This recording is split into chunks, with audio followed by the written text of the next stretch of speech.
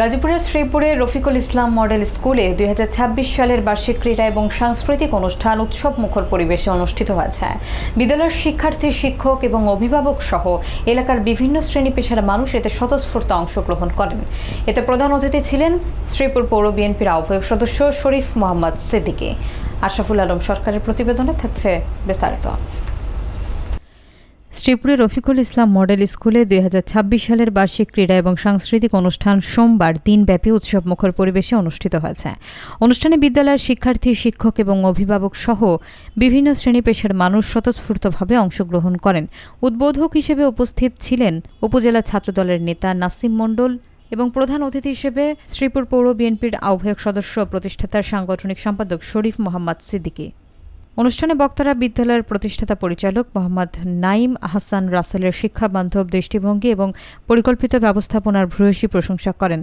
প্রধান আলোচক হিসেবে হাজী আব্দুল কাদের প্রধান উচ্চ বিদ্যালয়ের প্রধান শিক্ষক মোহাম্মদ নাসির উদ্দিন বক্তব্য রাখেন। বিশেষ আলোচক হিসেবে ছিলেন পৌর কৃষক দলের সদস্য সচিব ও কাউন্সিল পদপ্রার্থী মোহাম্মদ রাহাত হাসান জুয়েল। অনুষ্ঠানে শিক্ষার্থীরা বিভিন্ন ক্রীড়া প্রতিযোগিতা এবং সাংস্কৃতিক পরিবেশনায় অংশগ্রহণ করে। সবশেষে বিজয়ীদের মাঝে পুরস্কার বিতরণ করা হয়। বক্তারা শিক্ষার্থীদের নৈতিকতা, শারীরিক এবং মানসিক বিকাশে সহশিক্ষার গুরুত্বের উপর গুরুত্বারোপ করেন। অনুষ্ঠানটি সঞ্চালনা করেন বিদ্যালয়ের প্রধান শিক্ষিকা মোসাম্মদ ইসরাত জাহান শাম্মী ও সহকারী শিক্ষক সেলিমুস সালেহিন। আমার পক্ষে 480 জন স্টুডেন্টকে তৈরি করতে আমি মাত্র আমার এখানে 25 জন স্টাফ আছে বর্তমান শিক্ষক শিক্ষিকা। আমি ওনাদেরকে রেডি করি। আমার যে বার্তা, আমার যে সিস্টেম, এটা ওনারা হাতে কলমে ধরে অ্যাপ্রুভ করে। আমি আপনাদের সকলকে উদাত্ত আহ্বান জানাবো, আমার পক্ষ থেকে আপনাদের পক্ষ থেকে আহ্বান জানাবো, রাসেলকে আপনারা সহযোগিতা করবেন, আমরা অবশ্যই তাকে সহযোগিতা করব এবং